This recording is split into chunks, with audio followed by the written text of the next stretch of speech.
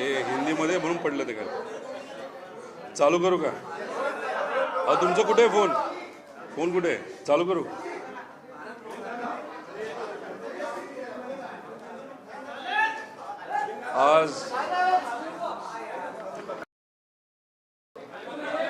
आज आपल्या सर्वांना माहिती आहे, ईडी विभागाच्या अंतर्गत जी माझी एन्क्वायरी चालू आहे, आज दुसऱ्यांदा ईडी कार्यालयामध्ये मी गेलो होतो. त्याबद्दलचे काही जर प्रश्न आपल्या सर्वांना असतील तर त्याच्यावर चर्चा करण्यासाठी आपण ही प्रेस कॉन्फरन्स घेतलेली आहे. पण आता माझ्याबरोबर सुनीलराव असतील, चव्हाणताई असतील, रवींद्र भाऊ असतील, तसंच जाधवताई असतील, रवी असतील, पंकज नाना असतील, विकासराव लवांडे असतील, सर्वच पदाधिकारी, क्लायड असेल, तर इतरही सर्व पदाधिकारी आज इथं उपस्थित आहेत. सकाळी 1च्या सुमारास ईडी ऑफिसला मी गेलो होतो. 24 जानेवारीला जे डॉक्युमेंट मला मागण्यात आले होते, जी माहिती मला मागण्यात आली होती, ते सर्व गोष्टी घेऊन मी आज ईडी ऑफिसला पोहोचलो. फाईल आणि कागदपत्र तिथं दिल्यानंतर त्यांनी काही प्रश्न विचारले. बरेच प्रश्न होते. त्या प्रश्नांना उत्तर देण्याचं काम मी तिथं केलेलं आहे. काही नवीन प्रश्न आले, ते आपल्या ऑफिसपर्यंत आम्ही पोहोचू असं मी जेव्हा त्यांना विचारलं, त्यांनी मला सांगितलं येत्या 8 तारखेला आपल्या ऑफिसमधून कोणालाही तुम्ही पाठवा आणि ते सर्व कागदपत्र तुम्ही 8 तारखेला द्या, ते आम्ही बघू आणि बघितल्यानंतर परत एकदा आपल्याला कधी बोलवायचं हे नक्की आम्ही तुम्हाला सांगू. आजची एक चांगली गोष्ट एवढीच आहे की आता मला तुमच्या सर्वांशी बोलता येतंय. आता याच्यामध्ये आपण जर बघितलं तर ही एन्क्वायरी MSE बँक मधून जे काही ट्रान्झॅक्शन झाल्या होत्या, तिथं असणारे जे सर्व डायरेक्टर त्या काळातले 2010च्या अलीकडच्या काळातले, म्हणजे आधीच्या काळातले, त्यांनी ज्या पद्धतीचं काम तिथं केलं त्याच्यावर काही लोकांनी आक्षेप घेतला. MSE बँक यांनी त्यांना जे काही लोन दिले, काही कारखान्यांना लोन दिले, जे NPA झाले, त्याच्याबद्दल आक्षेप घेतला गेला होता. ज्या कारखान्यांना लोन दिले गेले होते आणि त्या लोनची परतफेड झाली नाही म्हणून त्या कारखान्यांच्या विरोधात एक PIL केलं गेलं होतं. या अख्ख्या PIL मध्ये माझं नाव, माझ्या कंपनीचं नाव कुठेही नाहीये. त्याच्याच बरोबर या PIL वरच EOW कारवाई केली, इन्व्हेस्टिगेशन केलं, 2दा केलं. EOWचे जे इन्व्हेस्टिगेशन असतं ते महाराष्ट्र पोलीस यांच्या अंतर्गत येतं. अतिशय सखोल पद्धतीने हे इन्व्हेस्टिगेशन केलं जातं आणि 1-2 दिवसामध्ये हे इन्व्हेस्टिगेशन होत नाही, तर याला अनेक महिने आणि वर्ष हे लागतात. आणि मग सगळ्या बाजूने बघितल्यानंतर तुम्ही जर बघितलं असेल, 19 तारखेला मला ईडीचं समन्स आलं आणि त्याच्या दुसऱ्या दिवशी EOWनी ती जी काय इन्व्हेस्टिगेशन आहे त्याचा क्लोजर रिपोर्ट हा हायकोर्टामध्ये दिला. क्लोजर रिपोर्टचा अर्थ काय, तर या केसमध्ये कुठेही आम्हाला चुकीचं झालंय असं वाटत नाही, अशा प्रकारचा तो क्लोजर रिपोर्ट असतो. जर चुकीचं एखादी गोष्ट त्याच्यामध्ये झाली असेल तर क्लोजर रिपोर्ट होत नाही. मी मीडियाचे आभार व्यक्त करतो की 1-2 दिवसापूर्वी आपल्याला याबद्दलची माहिती कळाली आणि ती तुम्ही मीडियामध्ये दाखवली. खरं तर याबद्दल मला माहीत नव्हतं आणि खोलात गेल्यानंतर वकिलांशी बोलल्यानंतर त्यांनी मला ईओडब्ल्यू काय कशी कारवाई करते याचा अंदाज मला होता, कारण का आमची कारवाई झाली. पण क्लोजर रिपोर्ट काय असतो याबद्दलची माहिती घेतल्यानंतर त्यांनी त्यावेळेस मला क्लोजर रिपोर्ट कशा पद्धतीने कधी फाईल केला जातो हे त्यांनी सांगितलं. मग तसं बघितलं तर ज्याच्यामुळे ही केस ईडीने घेतली ती तशी बघितली तर ईओडब्ल्यूच्या क्लोजर रिपोर्टमधून संपते, पण काही ठराविक प्रक्रिया ही पुढे चालू राहते जी अजून चालू आहे. कोर्ट ते क्लोजर रिपोर्ट एक्सेप्ट करतो आणि मग त्यानंतर ज्यांनी PIL केली त्यांच्याकडनं काही गोष्टी ऐकून घेतल्या जातात. हे जे काही प्रक्रिया ती प्रक्रिया आहे. पण ईओडब्ल्यूने क्लोजर रिपोर्ट सबमिट केला त्याचा अर्थ महाराष्ट्र सरकारला, महाराष्ट्राच्या पोलिसांना आणि स्वाभिमानी महाराष्ट्रामध्ये असणारे पोलीस अधिकारी आणि ते जे काही ईओडब्ल्यू विंग आहे जी देशामध्ये नावाजलेली विंग आहे त्यांना तरी या केसमध्ये काही तथ्य नाही असं वाटतं. हे सरकार आमचं सरकार नाही, हे सरकार आमच्या विरोधातलं सरकार आहे. आम्ही विरोधामध्ये आहोत आणि विरोधात असताना सुद्धा या सरकारने आणि ईओडब्ल्यूने हा रिपोर्ट फाईल केला. त्याच्यावरनं बऱ्याच काही गोष्टी आपल्याला कळतात. इन्क्वायरी आता चालू आहे. इन्क्वायरीच्या मध्ये काय प्रश्न विचारलेत हे मला आपल्या सर्वांना सांगता येणार नाहीत, पण एकच तुम्हाला सर्वांना सांगतो की आत्ता जर मी तुम्हाला सांगितलं की मुंबई या शहरामध्ये कुठंतरी एक सोन्याचा हंडा लपलाय आणि तो आपला शोधायचा आहे, ते कुणी सांगितलं, कसं सांगितलं, का सांगितलं हे आपल्या तरी सांगता येणार नाही. आणि तो सोन्याचा हंडा जो कथित माहितीवर आपल्याला शोधायचा आहे तो शोधत असताना आपली कशी धडपड होईल अशा प्रकारचं इन्व्हेस्टिगेशन आता सुरू आहे. कुठंतरी ह्याला बोलायचं झालं तर मेन मुद्दा बाजूला राहिला, पण एकदा इकडं जा एकदा तिकडं जा अशा प्रकारचं काही गोष्टी तिथं सुरू आहेत. पण तरीसुद्धा मी आपल्या सर्वांना एकच सांगतो, अधिकारी त्यांचं काम करतायत, अधिकारी कुठेही चुकतायत, चुकलेत असं मी म्हणणार नाही. अधिकारी हा अधिकारी असतो, ते त्यांचं काम करतात आणि या देशाचा स्वाभिमानी नागरिक म्हणून जे काय सहकार्य आपल्याला करायचे ते मी तिथं करत आहे. जे काय डॉक्युमेंट द्यायचे ते तिथं देत आहे. येत्या काळामध्ये या इन्क्वायरीतून काय होईल, कसं होईल हे आज तरी आपल्याला सांगता येणार नाही. फक्त एक गोष्ट प्रामाणिकपणे इथं सांगतो, मी कुठेही काही चुकीचं केलेलं नाही. मी आधी व्यवसायामध्ये आलो, नंतर राजकारणात आलो. काही लोक राजकारणात आधी आली आणि मग व्यवसायामध्ये आली आणि व्यवसायामध्ये आल्यानंतर त्यांना आर्थिक ताण कधीही पोचलेला नाही, आर्थिक अडचण कधीही आलेली नाही. मला काय अडचण आली, काय संघर्ष करावा लागला हा मला माहीत आहे. त्यामुळे येत्या काळामध्ये यातून मी नक्कीच बाहेर निघेल असा विश्वास माझ्यासारख्याला तिथं वाटतो. इन्क्वायरीला मी फेस करेल, सातत्याने आपल्या सर्वांना ज्या काही गोष्टी सांगायच्या ते मी सांगेल. पण याच्यामध्ये अजून एक गोष्ट मी तिथं सबमिट केली, ते म्हणजे एक पत्र सबमिट केलं. त्या पत्रामध्ये काय लिहिलं होतं तर काही यूट्यूब चॅनल, रंगीबेरंगी विचाराचे यूट्यूब चॅनल, काही माहिती नसताना सुद्धा उगाचच हवेत उड्या मारत चांदण्या तोडण्याचा प्रयत्न ते तिथं करत आहेत.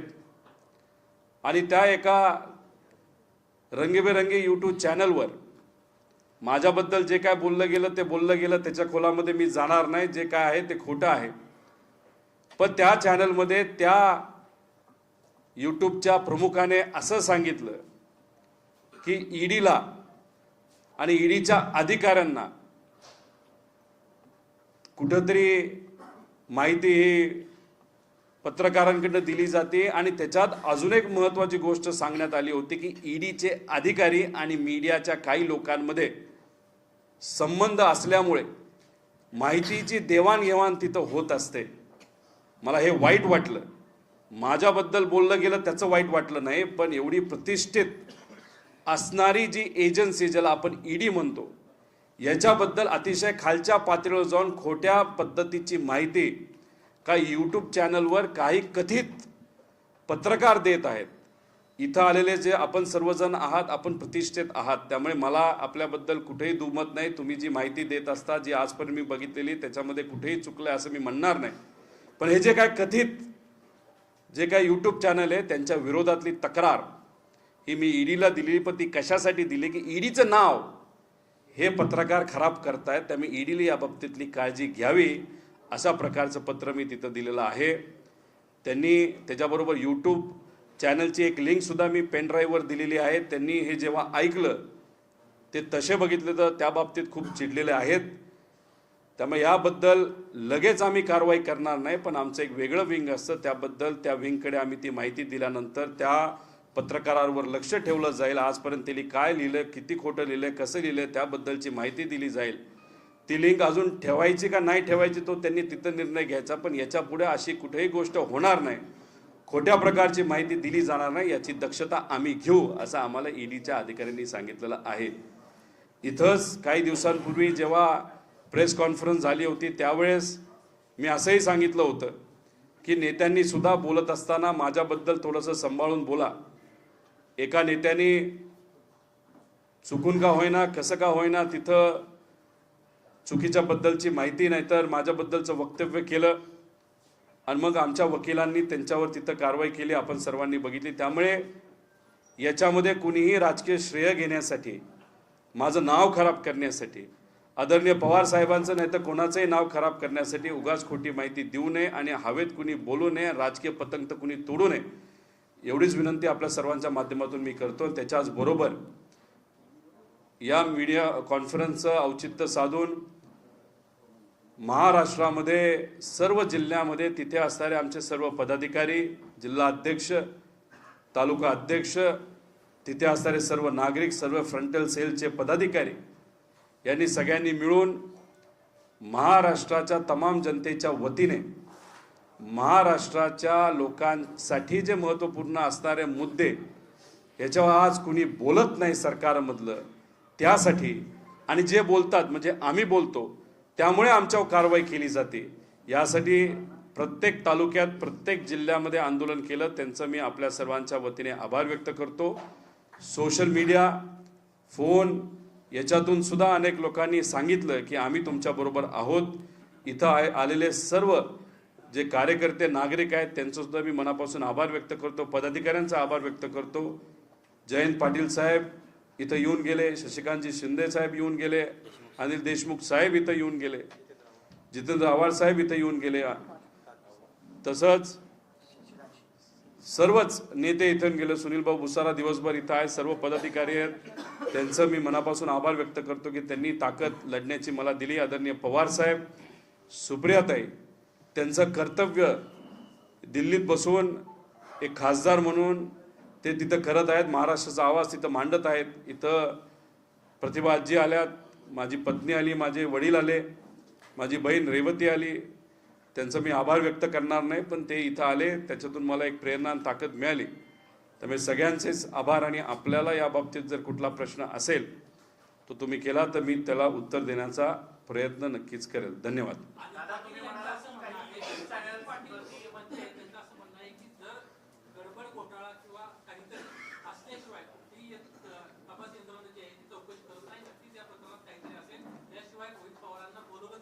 कुणी सांगितलं? आश्चर्य बघा ना, ज्यांच्यामुळे मंत्री झाले त्यांच्यावरच ते आक्षेप घेत आहेत.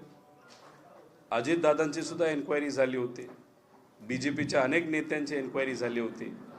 BJPमुळे आणि अजितदादांमुळेच ते मंत्री आहेत ना. मग एन्क्वायरी केव्हा होती ते म्हणतात की काही चुकलं असेल तर एन्क्वायरी होते, म्हणजे ते अप्रत्यक्षपणे त्यांच्याच नेत्यांबद्दल बोलतायत हे तुम्ही कुठेतरी समजून घ्या, कबुली देत आहेत असं म्हणावं लागेल. मनी लॉन्ड्रिंग हा विषय माझ्या बाबतीत येतच नाही. लांबपर्यंत माझा आणि मनी लॉन्ड्रिंगचा कुठेही तिथं प्रश्न येत नाही. माझी एन्क्वायरी कशावर सुरू झालेली आहे की MSC बँकेचे डायरेक्टर, बँक, तसंच ज्यांनी लोन घेतलं त्यांच्यामध्ये जर गैरव्यवहार झाला असेल ज्याच्यात माझं नाव नाही, डायरेक्टरच्या वेळेस मी कारखाना घेतला नाही, तिथं प्रशासक होतं तेव्हा मी कारखाना घेतला, अशा परिस्थितीमध्ये माझी या बाबतीतली एन्क्वायरी चालू आहे. मनी लॉन्ड्रिंगची माझी एन्क्वायरी चालू नाही आणि मनी लॉन्ड्रिंग जर ते शोधत असतील तर ते फक्त शोधत राहतील, त्यातून त्यांना काय मिळणार नाही. मराठीचे 2 प्रश्न जर असतील तर ते घेतो, मग मी हिंदी घेतो.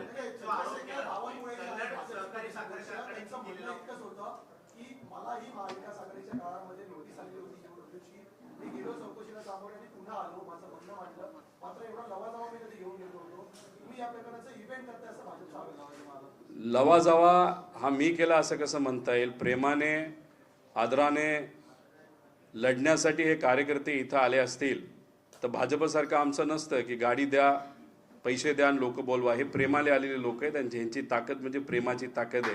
त्यामुळे हे कुठंतरी बावनकुळे साहेबांनी समजून घेतलं पाहिजे. EOWकडे ते गेले, त्यांनी सहकार्य केलं, हे चांगलं आहे. आणि त्यांनी जसं सहकार्य केलं तसं मी सहकार्य करतोय. EOWला सहकार्य केलं, CIDला सहकार्य केलं, इन्कम टॅक्सला सहकार्य केलं, एक्साईजला सहकार्य केलं, त्याच्याचबरोबर EDला सहकार्य केलं. आता सहकार्य करण्याचं अजून काय राहिलं माझ्याकडनं हे कुठंतरी आता प्रदूषण एन्क्वायरी केली, त्यामुळे ह्या सगळ्या गोष्टीत मी सहकार्य करतो. त्यामुळे ते जे बोलत आहेत ते मी करतो, मी कुठेही घाबरत नाही, लवाजवा नाही. आता त्यांच्यावर जेव्हा कारवाई झाली, त्यांचे कार्यकर्ते, नागरिक त्यांच्या सपोर्टसाठी आले नाहीत, हे दुखणं त्यांना जर असेल तर त्याला मी काय करणार?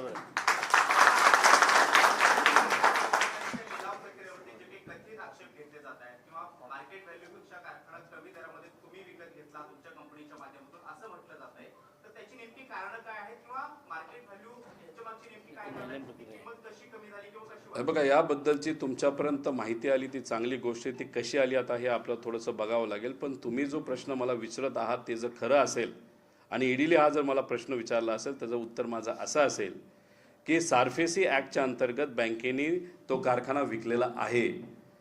तो विकत असताना बँकेने एक व्हॅल्युएशन केलं असतं आणि त्या व्हॅल्युएशनच्या खाली जाऊन आपल्याला विकायचं नसतं, त्याच्या वर जाऊन विकायचं असतं. बँकेने जे व्हॅल्युएशन दिलं त्याच्या वर जाऊन मी विकलेला आहे. बँकने व्हॅल्युएशन काय केलं, का केलं हे जाऊन बँकेला विचारा ना, मला कशाला विचारताय? त्यामुळे या बाबतीत तिथं कुठेही डायरेक्टर नव्हते, तिथं प्रशासक होतं. त्यामुळे जर बँकेला, जर ईडीला काय विचारायचं असेल आणि हा प्रश्न ईडीने जर मला विचारला असेल तर मी हेच उत्तर दिलं असतं, तुम्ही बँकेला जाऊन मला विचारू नका, जाऊन डायरेक्ट बँकेला विचारा.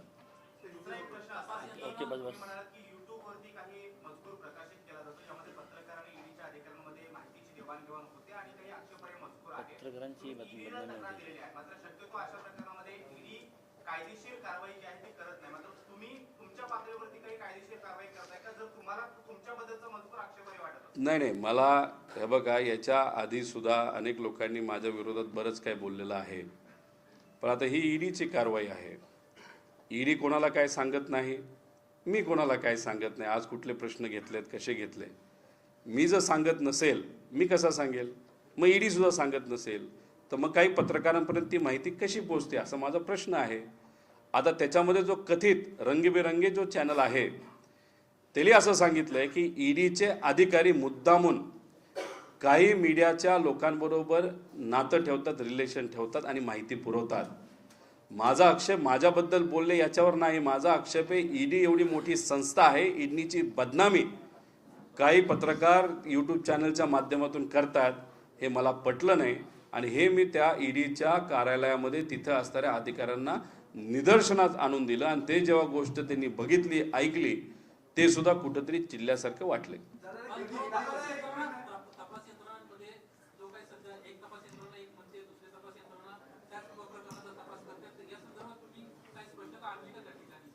तसा प्रश्न आला नाही आला हे मला खरं तर इथं सांगता येणार नाही, पण एकच सांगतो की तुम्ही म्हणता जसं एक तपास यंत्रणा म्हणते कारवाई झाली नाही, कारवाई जी झाली ती चुकीची झाली, त्याच्यामध्ये काही चुकीचं झालेलं नाही, आणि दुसरी तपास यंत्रणा जर माझा तपास करत असेल तर याच्यामध्ये संभ्रम हा तपास यंत्रणेमध्ये झाला आहे असं मी म्हणणार नाही, सामान्य लोकांमध्ये झालेला आहे.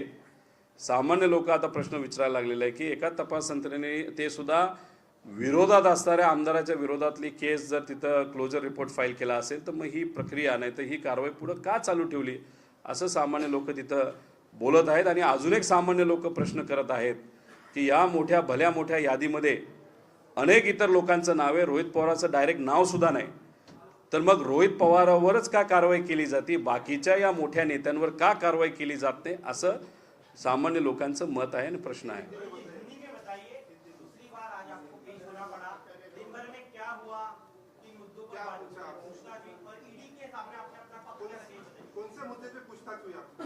ईडी ने नॉर्मल बिजनेस एक्टिविटी जो है उस एक्टिविटी के बारे में प्रश्न पूछे थे, उसके जो भी उत्तर देने थे वहाँ पे मैंने दिए हैं. कौन से प्रश्न पूछे ये तो मुझे यहाँ पे बोलने मैं नहीं बोल सकता क्योंकि वो ईडी की इंक्वायरी, लेकिन जो भी सपोर्ट मेरे यहाँ से होना चाहिए वो पूरा सपोर्ट वहाँ पे मैंने किया है. लेकिन एक ही चीज़ यहाँ पे लग रही है कि ईओडब्ल्यू का जो रिपोर्ट 20 जनवरी को फाइल हुआ, मतलब 19 तारीख को मुझे समन्स आया, उससे दूसरे दिन ही ईओडब्ल्यू जो स्टेट लेवल का इन्वेस्टिगेशन विंग है स्टेट गवर्नमेंट का जो हमारे विरोध में है एक्चुअली, उन्होंने क्लोजर रिपोर्ट फाइल किया. इसके बारे में मुझे मालूम नहीं था. मीडिया में ये विषय आने के बाद जब मुझे पता चला तब मैंने इन्फॉर्मेशन निकाली है. क्लोजर रिपोर्ट होता क्या है? क्लोजर रिपोर्ट तभी फाइल किया जाता है जब इन्वेस्टिगेशन एजेंसी को ऐसे लगता है कि इस केस में कुछ भी गलत नहीं हुआ. तो अभी स्टेट गवर्नमेंट जो हमारे विरोध में, उसकी जो डिपार्टमेंट है ईओडब्ल्यू जो पुलिस का विभाग है, उन्होंने तो वो रिपोर्ट फाइल किया. अभी ईडी की कार्रवाई चल रही है, वहाँ पे जो सपोर्ट होना चाहिए, जो करना चाहिए वो सपोर्ट मैं कर रहा हूँ. वहाँ पे जो अधिकारी है वो उनका काम कर रहे हैं, वो गलत है ऐसा मैं नहीं बोलूँगा क्योंकि वो उनका खुद का काम कर रहे हैं, लेकिन जहाँ पे मुझे सपोर्ट करना है वो पूरा सपोर्ट मैं ईडी को कर रहा हूँ.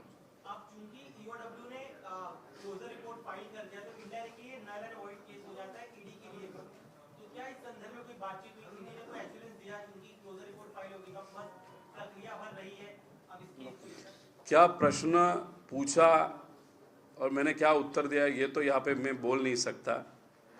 ये प्रश्न उन्होंने किया कि नहीं किया वो भी नहीं मैं बोल सकता. लेकिन आपको ये प्रश्न आया, आपको लगा कि ये प्रश्न इम्पॉर्टेंट है, क्योंकि लोगों को लगता है ये प्रश्न इम्पॉर्टेंट है, इसलिए आपका शुक्रिया अदा करता हूँ कि ये प्रश्न आपने यहाँ पे पूछा.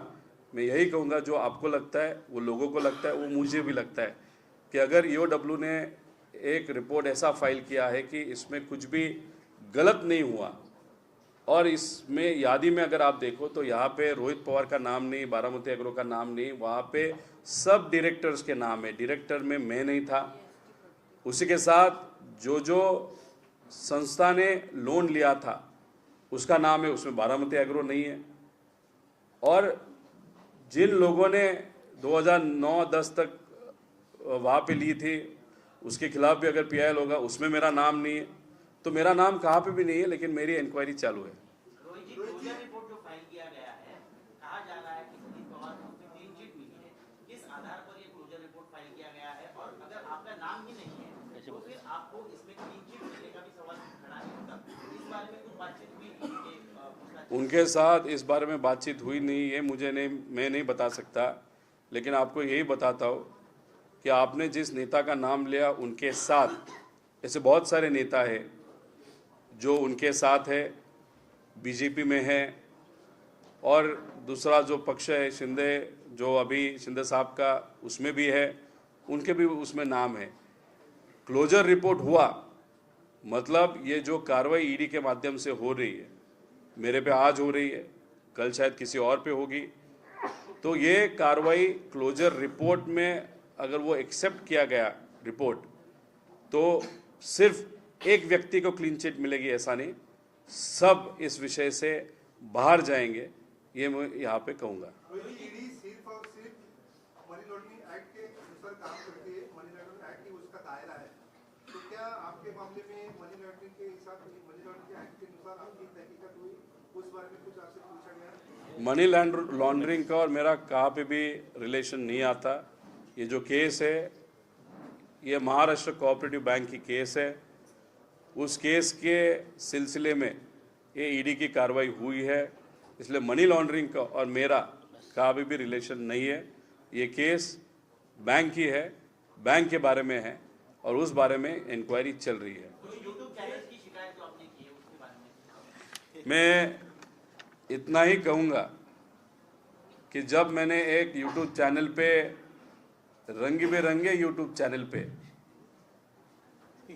वहाँ पे मेरे बारे में और ईडी के बारे में कुछ चीज़ें मैंने सुनी, ठीक है। मेरे बारे में तो लोग कहते हैं यूट्यूब चैनल में बहुत सारे जो बीजेपी के सपोर्टर्स है या जो भी है वो बोलते रहते हैं। मैं उसके बारे में ज़्यादा यहाँ पे कुछ नहीं बोलूँगा, लेकिन उस रंगे बिरंगे यूट्यूब चैनल में ईडी के खिलाफ एक एलिगेशन किया गया है और वो सुन के मुझे बहुत बुरा लगा।